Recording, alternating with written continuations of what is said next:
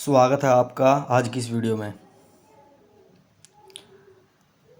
आज की जो न्यूज़ है वो है बेबी डॉगी कॉइन होल्डर्स में भारी बढ़ोतरी और शिबा इनू को पीछे छोड़ा। और जो दूसरी खबर है वो है क्रिप्टो बाजार में ट्रेडिंग वॉल्यूम में तेज़ी से गिरावट, ये कॉइन बढ़त में टॉप पर। और तीसरी जो खबर है इथेरियम 7 सप्ताह के निचले स्तर पर, जानिए क्यों। ये सभी खबर मैं आपको पढ़ के सुनाऊंगा। पहली खबर देख लेते हैं, मैं आपको पढ़ के सुनाता हूँ पूरी। शिबा इनू को बेबी डॉगी से कड़ी टक्कर मिल रही है। हाल ही में बेबी डॉगी के होल्डर की संख्या काफ़ी बढ़ी है और इसके निवेशक शिबा इनू से अधिक हो गए हैं। बेबी डॉगी कॉइन के होल्डर की संख्या पिछले 24 घंटे में अब तक के सबसे उच्च स्तर पर पहुंच गई है। इतना ही नहीं, token Binance smart chain whales द्वारा सबसे ज़्यादा प्रयोग किया जाने वाला टोकन बन गया है। इसका सीधा सा मतलब है कि बाइनेंस स्मार्ट चेन के जो वेल्स है वो ज़्यादा बेबी डॉगी कॉइन को खरीद रही है।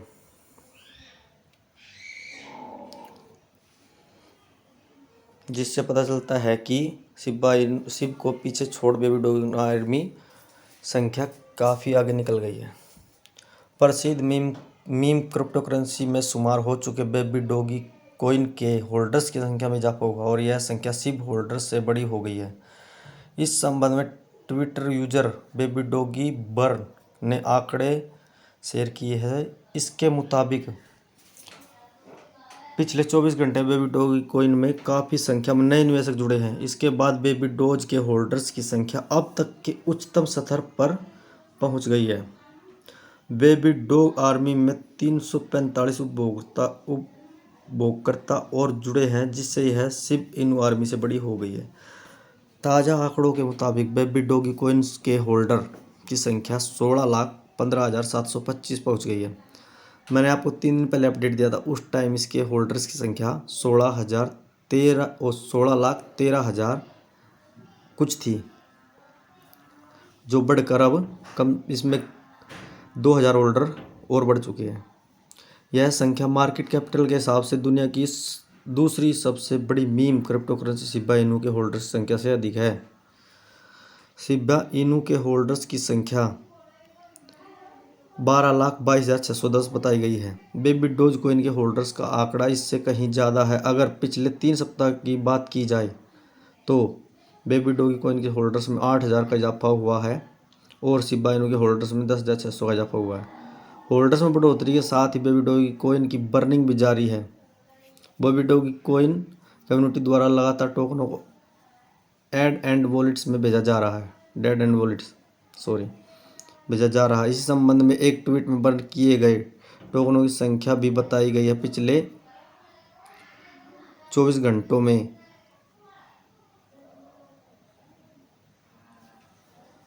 जो कि 71 खरब 23 अरब 16 करोड़ 35,70,280 बेबी डॉज को बर्न किया गया है। इनकी कीमत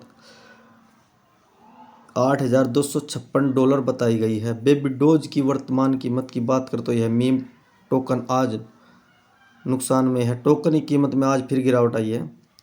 खबर लिखे जाने के समय पर बेबी डॉज की कीमत 7x09 पर ट्रेड कर रही थी।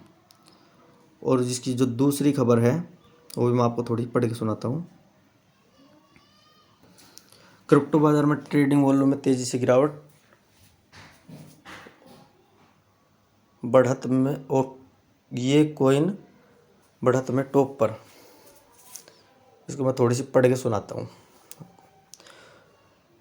क्रिप्टो मार्केट ट्रेडिंग वॉल्यूम में तेजी से गिरावट और इथेरियम मर्ज अपग्रेड और टेरा टोकन के टैक्स बर्न प्लान पर प्रचार शांत होने के कारण मार्केट 1 ट्रिलियन से कम हो गया है। रविवार को वैश्विक क्रिप्टो मार्केट कैप लगभग $975 बिलियन के आसपास, जबकि ट्रेडिंग वॉल्यूम में दिन में अब तक 26% से अधिक की गिरावट दर्ज की गई है। बिटकॉइन 20,000 अंक से ऊपर कारोबार कर रहा है, जबकि इथेरियम $14,050 से थोड़ा अधिक है। ऐप कॉइन क्रिप्टो 24 घंटे में सबसे अच्छा प्रदर्शन करने वाला कॉइन है। कॉइन मार्केट पर लेखन के समय वैश्विक क्रिप्टो मार्केट कैप ने पिछले दिन 1.26 की वृद्धि के साथ 974.89 बिलियन डॉलर पर कारोबार किया। हालांकि पिछले 24 घंटे में कुल क्रिप्टो बाजार की मात्रा 47.15 बिलियन डॉलर जो कि 26.12% गिर गई है। इस बीच वर्तमान में डेफी में कुल मात्रा 3.77 बिलियन डॉलर है। कुल क्रिप्टो बाजार की 24 घंटे की मात्रा का 8% है, जबकि सभी स्थिर सिक्कों की मात्रा अब 42.91 बिलियन डॉलर है, जो कुछ क्रिप्टो बाजार 24 घंटे की मात्रा में 91.02% है। बिटकॉइन 24 घंटे में 1% से अधिक चढ़ गया। सबसे बड़ी क्रिप्टो करेंसी $20,050 से ऊपर कारोबार कर रही है। क्रिप्टो का मार्केट कैप लगभग 384.61 बिलियन डॉलर है। इथेरियम 24 घंटे में लगभग 2% चढ़ गया और $1455 के आसपास कारोबार कर रहा है। क्रिप्टो का मार्केट कैप 178.5 बिलियन डॉलर से अधिक है। शीर्षक 10 क्रिप्टो करेंसी में XRP 6% से अधिक बढ़ गया, जबकि सोलाना 3% अप है। इस बीच कार्डानो डोगी कॉइन लगभग 2% अप है। टीथर USDT कॉइन BNB और बेनेंस USDT जैसे अन्य क्रिप्टो में पिछले 24 घंटे में मामूली उतार चढ़ाव देखा गया है।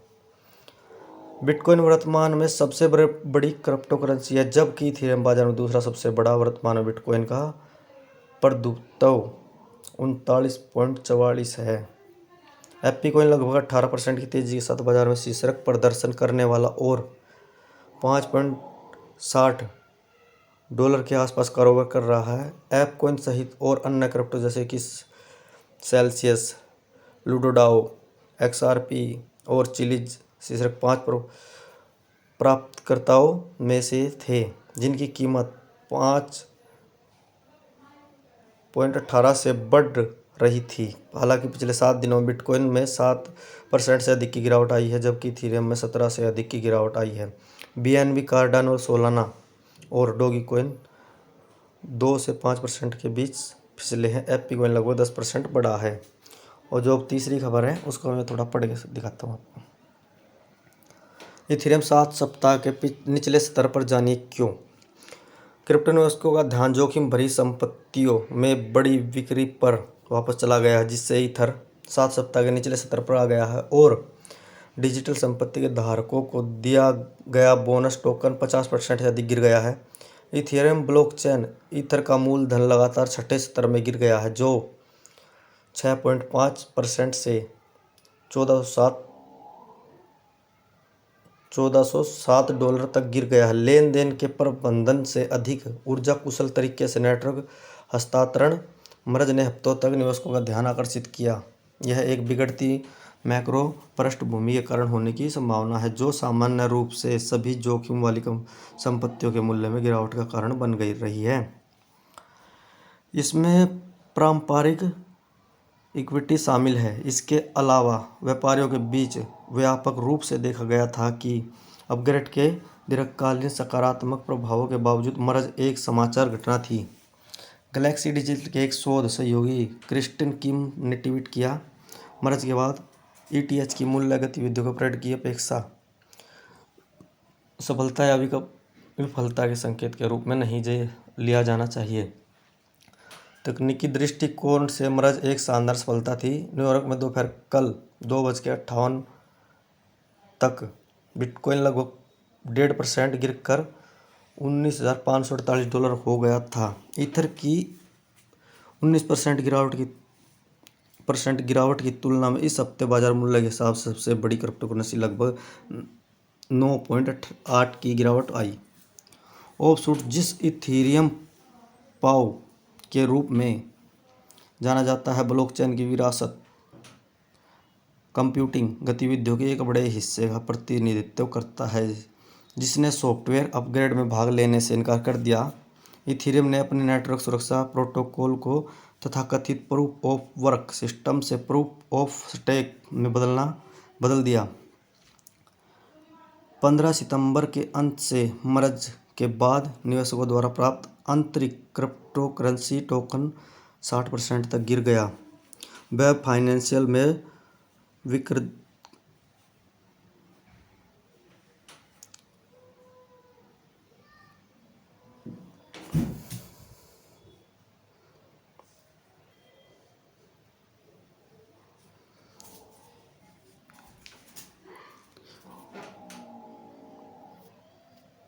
वेब फाइनेंशियल में विकेंद्रीकृत वित्त के प्रमुख हेनरी एल्डर ने कहा, अब जब मर्ज बहुत सफलतापूर्वक समाप्त हो गया है तो हमारे पास निकट अवधि के सकारात्मक उत्प्रेरक है और हम मंदी की मैक्रो भावना की ओर चल रहे हैं।